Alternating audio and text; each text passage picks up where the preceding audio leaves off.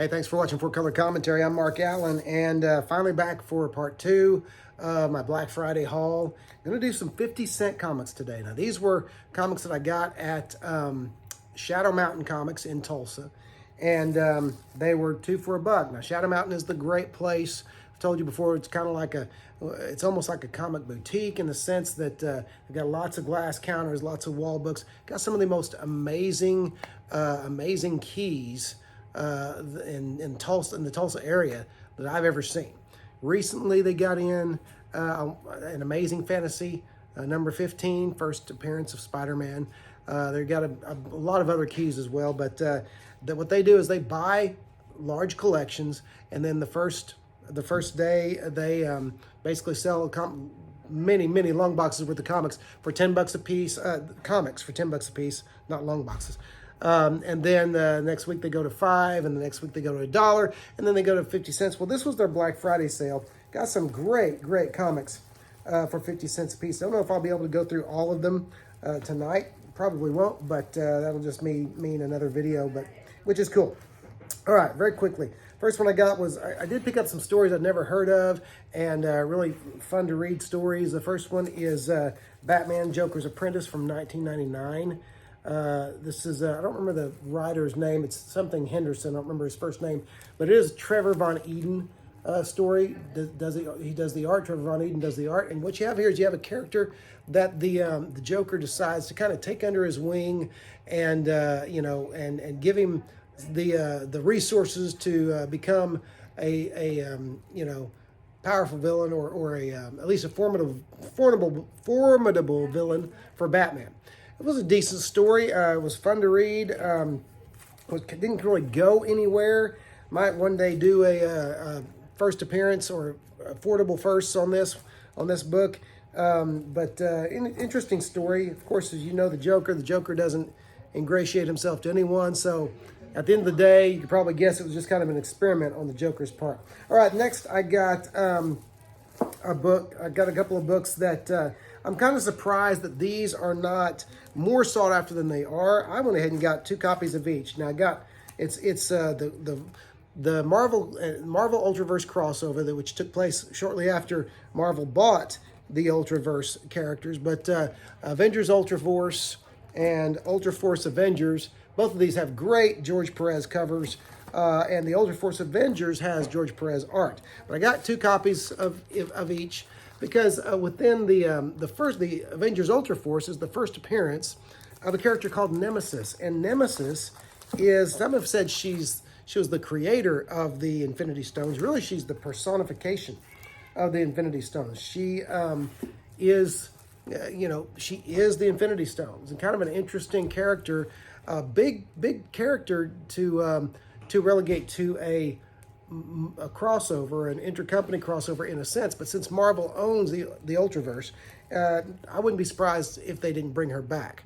I've gotten kind of interested in why they don't use the Ultraverse characters anymore. It has to do with creators' rights, and if they brought those Ultraverse characters back, they would have to create, or they would have to pay creators, as I understand it, for their creations. So anyway, Nemesis, however, I believe is owned by Marvel, and just kind of a neat character. Also got for 50 cents, man, the cats are having trouble. You hear family and the cats in the background, hoping nobody's getting injured. But anyway, all these 50-cent books, The Incredible Hulk 337, an early Todd McFarlane, with, it was a 2-part story. I only got this part with the X Factor guest starring in there, all right? A couple of What Ifs. I love the What If books. What If Storm had the power of Phoenix. I've never read that one before. Got a really cool Mike Wieringo cover on it, though. I'll give you a close-up there. And if you know Wieringo, you know his faces and characters and such as that. But also got one that I've already read. Haven't read the Storm one yet, but I did read this one because I thought, how in the world do they do that? This is What If Wolverine Battled Weapon X. And the way they did it, obviously, well, maybe it's not obvious with Marvel. No time warp or anything, no alternate universe. They chose another man, for the Weapon X program. And Wolverine was just an agent and working for S.H.I.E.L.D. or Canada, I don't remember now. But anyway, he went up against the Weapon X character. I won't tell you how it went. All right. Picked up a Spider-Geddon just because it was kind of a cool cover. It is the first appearance of a character, and I don't remember the character's name, but it's is a connection to Venom. So anyway, 50 cents. What the heck? Now this one I was kind of excited about when I found this, because this is one actually that I haven't seen in at least a couple of decades. This is, I'm going to go ahead and take this one out of the plastic. This is the Supergirl, the official adaptation of the Supergirl movie. When was this published in? Apologize for my family. 1984. And what's really cool about this, of course, it's the movie adaptation. There's just not a whole lot of them out there. I love the Jose Luis Garcia Lopez cover, inked by Giordano, no less, Dick Giordano. And so great stuff. So, you know, I like that, but I also like the fact that inside you have art by the great Gray Morrow. He's penciling, inking, and coloring, okay? So great stuff there. You also have some photo insets inside front cover, okay? Inside back cover, okay? And also back cover. Love this book. I'd never seen, I don't remember, I know I've seen the cover before. I don't remember ever seeing the inside of it or anything like that. So really glad to find that for 50 cents. I think that was a great buy. And anyway, hopefully that yelling will stop pretty soon. All right, this was one that I've been looking for a while, and to find it for 50 cents, I was really happy. Would you not yell? Elseworld's Finest with the Superwoman, Batwoman characters. Haven't read it yet. I can't wait to read it. Barbara Casel and Matt Haley, writer and artist, respectively. And so, great finding that. Also, just in time for Christmas, The Life of Christ, The Christmas Story, a Marvel publication. I'd never seen this one before. Now it does, let's see, it does have, no, that's on the, great, that's on the plastic sleeve. That's not on the cover, so it's not got anything on the cover. I'm trying to read the artist's name on there, but I can't, on the cover, but I can't. I'm going to go ahead and go inside, and just love this. Of course, it's in cooperation with Thomas Nelson Publishers, which most of Marvel's Christian books were. It's blank inside cover, which is unusual. Mary Wilshire, Louise Simonson's writer, pencils by Mary Wilshire. Now, I've never heard of Mary Wilshire, but she's also the one who does the cover, and beautifully, at least painted or colored, penciled, or I don't know what, but really beautiful cover. And great book, so I can't wait to read this, especially this being the season, okay? And so good stuff in there. Love finding books that I had never had or wasn't even aware of before, and I did that. Found a few of those in this on this run, on this haul, I should say. Also got a G.I. Joe in 3D #1.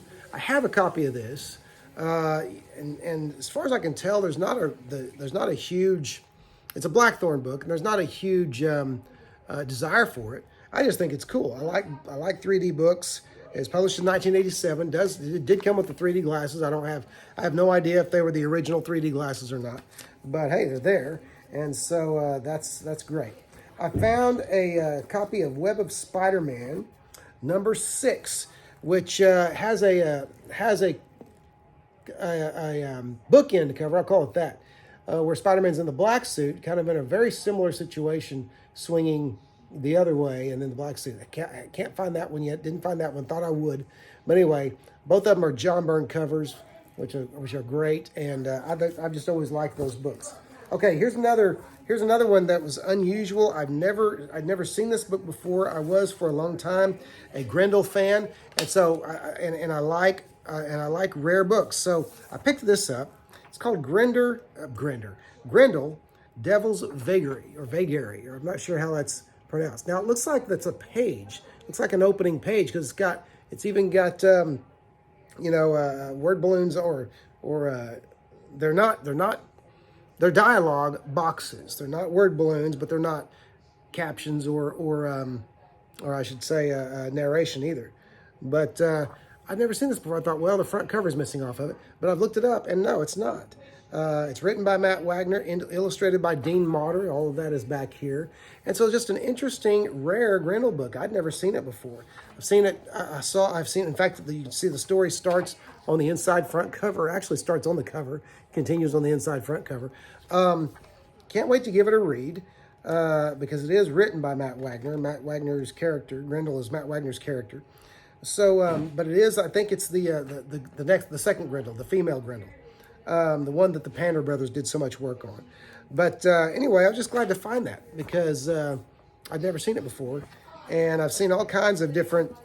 If you go on eBay and look for Grendel Devil's Vagary, you'll see all kinds of prices being asked for it, but it doesn't seem to be in demand that much. Okay.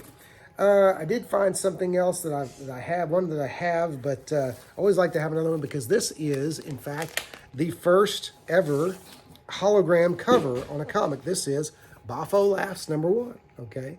If you've never heard of Boffo Laughs, I'm not going to hold it against you. There's the eyeball looking right at you, looking into your soul, okay? But not going to hold it against you if you've never heard of it because I never had either until the first time. And the back ad always kind of cracks me up and creeps me out at the same time. I'll just let you read it. Brr, okay? That's just wrong. And so there are similar ads inside, and it's just a humor book, as you could imagine, and as you probably guessed, all right? A couple more. One that I was happy to find as a kid, junior higher, pulled it off the comics rack at Safeway in 1981. Marvel 2-in-1 number 75, The Thing and the Avengers, with Annihilus and the Super Adaptoid and Blastar. Just a great adventure story, a superhero story. Good stuff there. That one's actually going to go on the spinner rack for the boys. All right, but I had to have it for the video. All right, just a couple more here because kids are waiting to watch the Guardians of the Galaxy Christmas special. So we're going to watch that here in a moment.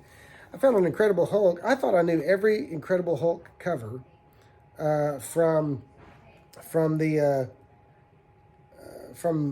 first volume. This is a Brent Anderson cover, I believe. And this is the Incredible Hulk number 286. Never seen that before. I'm sure it's Sal Buscema on the inside. Pencils, but anyway, so pick that up just because I'd never seen it before, never read it. And then I'll end this video with again 50 Cent Comics here, a Spider-Man story I'd never read before.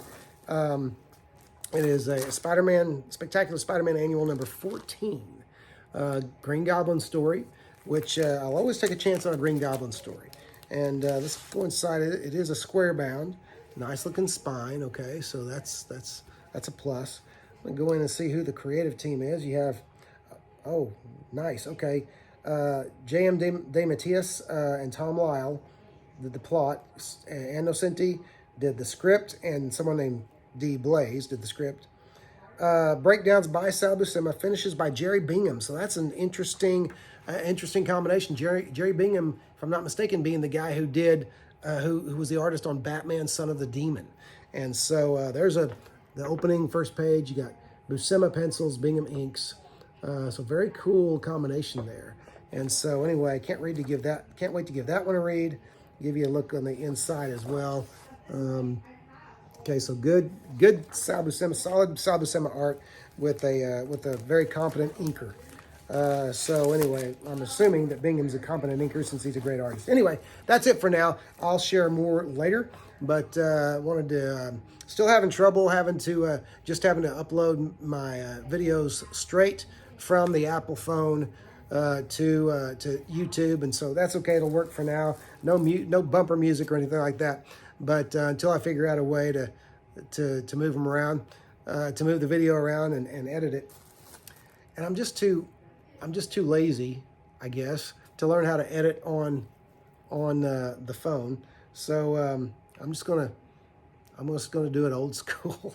So anyway, that's it for now. Hey, don't forget to like, comment, and subscribe if you haven't already. But thanks for watching 4Color Commentary, and I'll see you again next time.